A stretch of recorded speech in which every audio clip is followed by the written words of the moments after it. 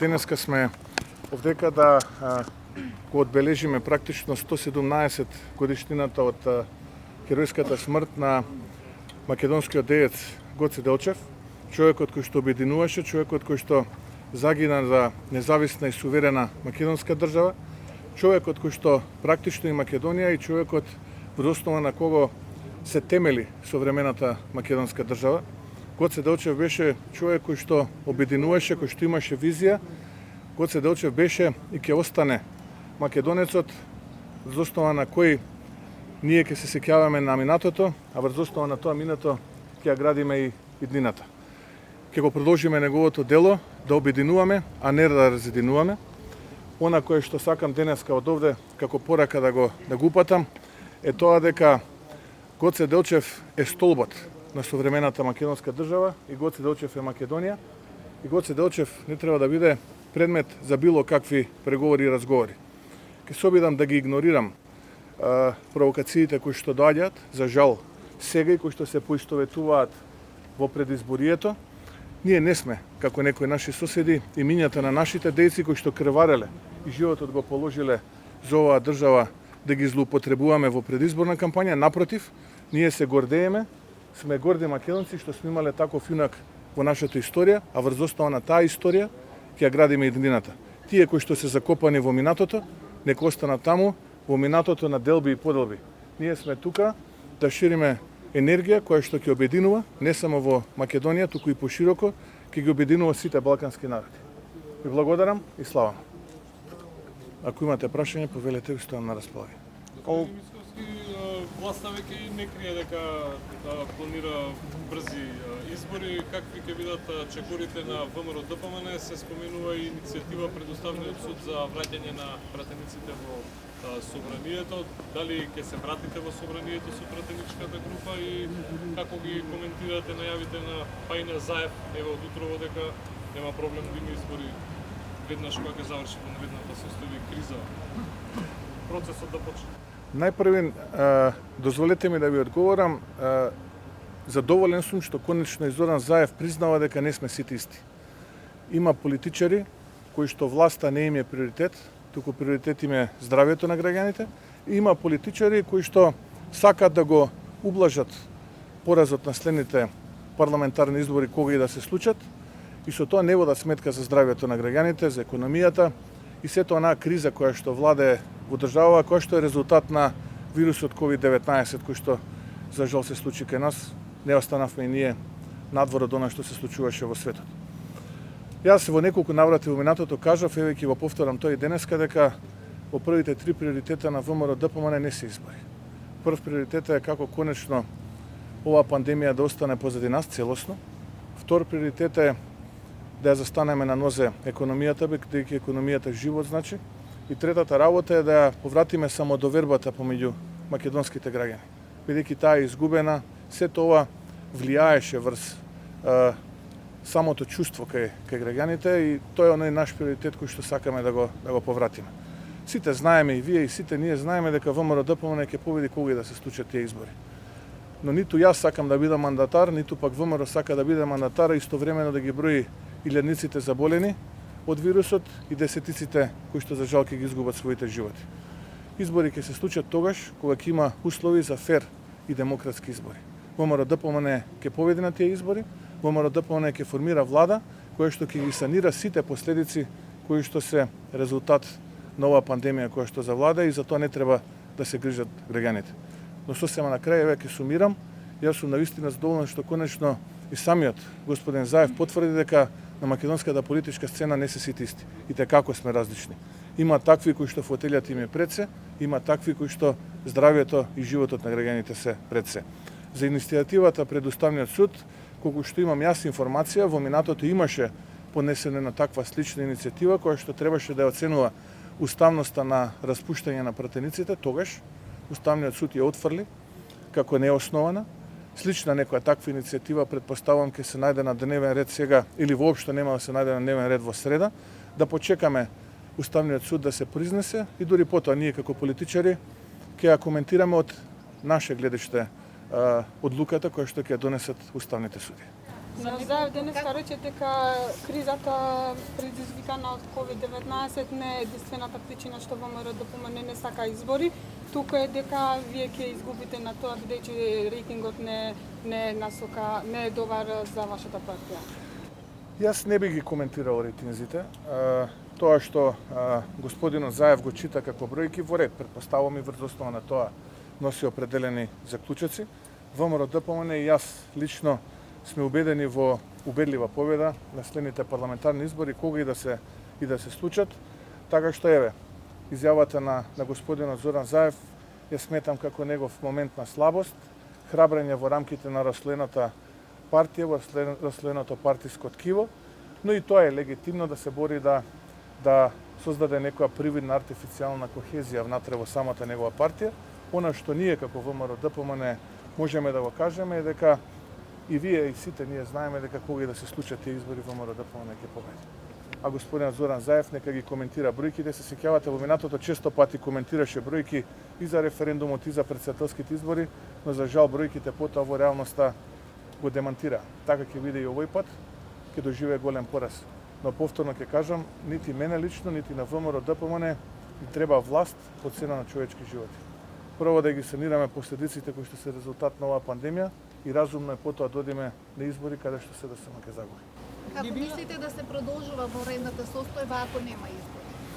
Очекувам дека помеѓу 10 и 12 мај, како што најави председателот Пендаровски, ќе имаме лидерска средба и малку повеќе околу тие детали ќе зборуваме на самата лидерска средба. Навистина жалам што вториот пат кога се продолжи воредната состојба како ВМРО ДПМН не бевме консултирани. Навистина жалам што тогаш председателот ја испушти можноста да каже дека е председател на сите граѓани, а не да ги подели на тие кои што се од владеачката коалиција и ние кои што сме од опозицијата. Овој пат, врз основа на тоа што го рефлектира во јавноста, нема да ја повтори истата грешка. И на таа лидерска средба, помеѓу 10 и 12 мај, чекаме да ни кажат кој термин, ќе зборуваме малку поотворено за сите оние теми кои што живо значат, а тоа се пред се справување конечно со вирусот COVID-19, економското заживување на државата, да ја коментираме резолуцијата која што предизборно, злоупотребувајќи ги тогаш локалните избори, бугарскиот парламент ја донесе, па дури потоа можеби како четврти или некој подолен приоритет да зборуваме како понатаму до следните парламентарни избори и се надевам дека потоа ќе следи еден состанок на експертите, како што тоа беше првиот пат, да најдат начин, модус вивенди, како понатаму да продолжиме да функционираме врз основа на тој политички договор, а во согласно со уставот и законите на Македонија. Има ли правнички можности? Консултиравте ли? Па врз основа на тие консултации јас кои што ги вршев изминатиот период, да има. Мисковски, какво лето ќе не очекува да стекна економијата, ликвидноста на буџетот, постои ли опасност да не може да се исплатат плати, пензии, со оглед на тоа што се зборува за сериозен пат на бруто домашниот производ и сериозен недостаток на средства во државната каса, бидејќи не работи економијата, не собираме данъци. Тоа е вториот момент. Лицемерието кое што владе кај Зоран Заев е огромно и не само кај Зоран Заев, туку неколкумина кои што стана се уште негови слепи послушници. Избори по секоја цена, како ќе излеземе ние на тие избори, кога не ги знаеме ефектите од економијата, односно економската криза, како резултат на вирусот COVID-19. Со кои проекти, со кои програми ние ќе излеземе пред граѓаните, што ќе ветуваме? Или за нив ветувањето и изборот тежи колку ланскиот снег. Ние сме политичка партија која што кога ќе вети, сака тоа и да го испорача, а за да ветиме мора да имаме вистински бројки со какви последици ќе се соочи македонската економија. Еве јас ќе коментирам сега во мај нешто што се случи во март. Вие имате индустријско производство во март кое што е паднато некаде околу 14%. Имате број на вработени во индустријата кое што е за 4,5% помал во март 2020-та споредено со март 2019-та. Денеска добив информации дека управата за јавни приходи, кој што генерално го полни 70% буџетот на државата, има некаде за околу 55 милиони евра помалку собрано пари во април од тоа што го планирала. Или да бидам попрецизен, планирала околу 8 милиарди и 900, собрала околу 5 милиарди и 600. 3,3 милиарди денари помалку собрала.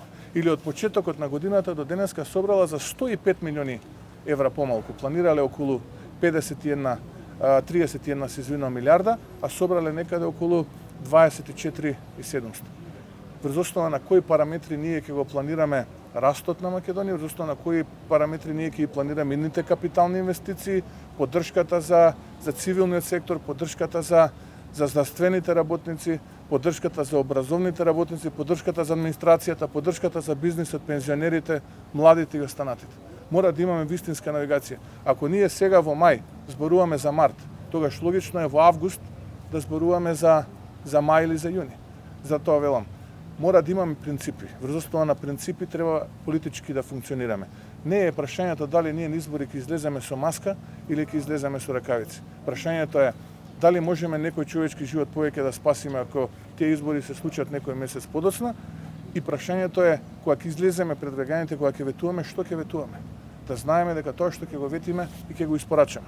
Знам дека на нашиот политички противник ветувањата не му се добра страна, но за разлика од нив, јас сакам да продолжам животот и после политиката. Тоа што ќе го оставиме сега како трага во политиката, треба да не прати низ целиот наш живот, а не да веднеме глава кога ќе се среќаваме со граѓаните по улица. Ако може уште едно прашање од изборите. Дали е точно тврдењето на вашиот лидер Георгиевски дека во време на владењето на ВМРО биле објавени 70 книги во кои македонците биле пишани како бугари? И зошто во текот на владењето ВМРО никогаш не се обиде да ја исправи онаа одредба македонскиот јазик во договорите со Бугарија да не биде третиран како уставна категорија? Видете, тоа што го збори господинот Георгиевски рефлектира некое време кое што било под кога председател на ВМРО бил вториот председател на ВМРО ДПМН господинот Груевски, кога тој бил председател на владата на Република Македонија, и тогаш имало определени книги во кои што тој се повикува и кажува дека било содржано тоа што било содржано. Предпоставувам дека треба и едниот и другиот да ви дадат одговор на ова ваше прашање, а мојот одговор поврзан со историските факти го дадов во воведот на денешното обраќање. За мене нема дилема за историските факти и врз основа на таа историја околу која се темели оваа држава, ние треба да градиме иднина која што сите нас ќе не обединува, а нема да не прави да кај нас владае чувство на граѓаниот од вториот. Доколку имал таква дилема господинот Георгиевски, треба предпоставам одговор на тоа прашање да ви даде господинот Груевски. А за јазикот? Простите, како за јазикот? Зошто партијата никогаш не се обиде да ја исправи таа категорија уставна, јазикот да биде третиран само како уставна категорија, и бидејќи не сакате да се навраќате на вашите претходници, и кога утре вие би преговарале со Бугарија, како ќе направите? Видете, преговорите се двонасочна улица. И доколку вие дома си ја завршите домашната задача од аспект на реформи, кога нема да ви се случува ниту Сваровски, ниту па Луи Витон или трасудство, кога нема да функционирате по принципот евро за батето, кога ќе имате на вистина реформи каде што никој нема да ви забележи ништо во текот на преговарачкиот процес. Верувајте, и самата Европска унија ќе ги осуди овие максималистички и би рекол нездрави барања од страна на нашиот источен сусед. Но доколку вие барате да се провлечете, па сте помеѓу четворка и петка, и кога учителот се двоуми или има дилема дали да добиете четворка или петка, тогаш ќе барате на мала вајата да се подлекувате.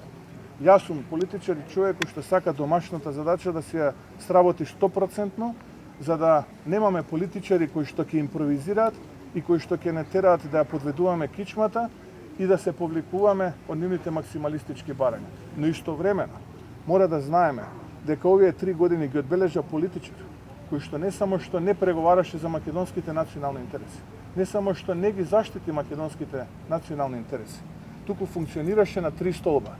Првиот столб беше обид да ја подкупи јавноста, за да заборави јавноста на сите грешки што ги прави.